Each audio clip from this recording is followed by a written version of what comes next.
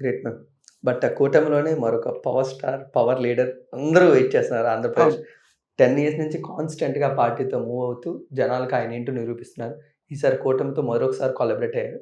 How అంటే పిఠాపురంలో మరో పక్క పవన్ కళ్యాణ్ గారు అంటే మరో పక్క వంగ గీత గారు. ఇద్దరికీ బ్యాలెన్స్‌డ్ ఓట్స్ అయితే వస్తున్నాయి. బట్ డెఫినెట్‌లీ మెజారిటీ ఎక్కువ ఉంటుందంటున్నారు.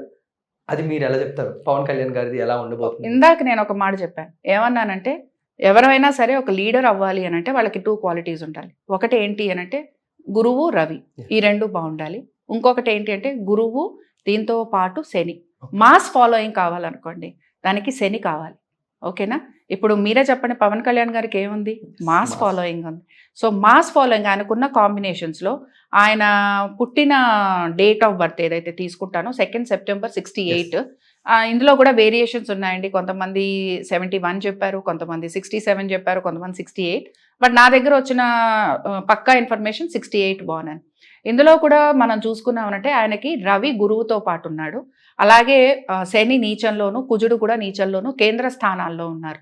ఏవైనా సరే ఒక గ్రహం గనక కొంచెం నీచంలో ఉంటే అంటే మాస్ ఫాలోయింగ్ ఇచ్చే గ్రహం సాటర్న్.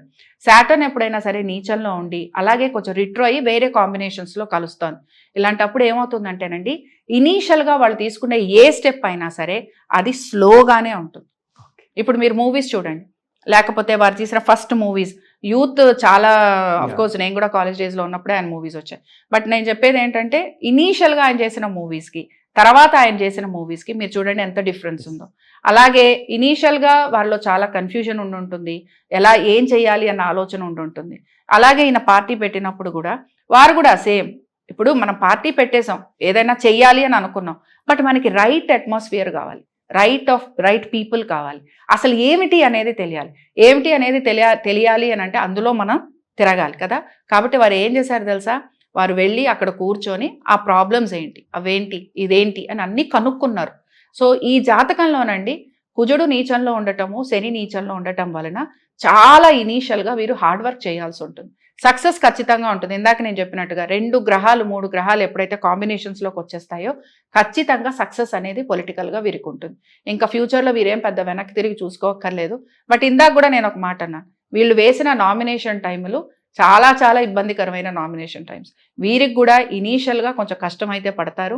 అలాగే వీరికి కొంచెం ప్రజల్లోకి రావడానికి కూడా అంటే ఇప్పుడు వచ్చింది కాదు, మనం మినిస్ట్రీలోకి వెళ్ళిన తర్వాత ఎమ్మెల్యేలము ఎలాగో వెళ్ళి అయిన తర్వాత అప్పుడు కూడా వారికి ఇంకా ప్రజలతోటి కనెక్టివిటీ రావడానికి, ఇంకా వారు అనుకున్న పనులు చేయడానికి, వారు ఏవైతే మనసులో ఈ ప్రజలకి ఈ పనులు చేయాలి అని అనుకుంటున్నారో ఆ పనులు చేయడానికి వారికి మాత్రం సమయం పడుతుంది.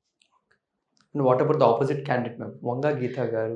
ఆవిడైతే ఆల్రెడీ సిట్టింగ్ ఇదిగా ఉన్నారు. బట్ వంగ గీత గారికి ఈసారి అయితే పెద్ద ఛాన్స్ అయితే లేదనే అనిపిస్తోంది. ఓకే.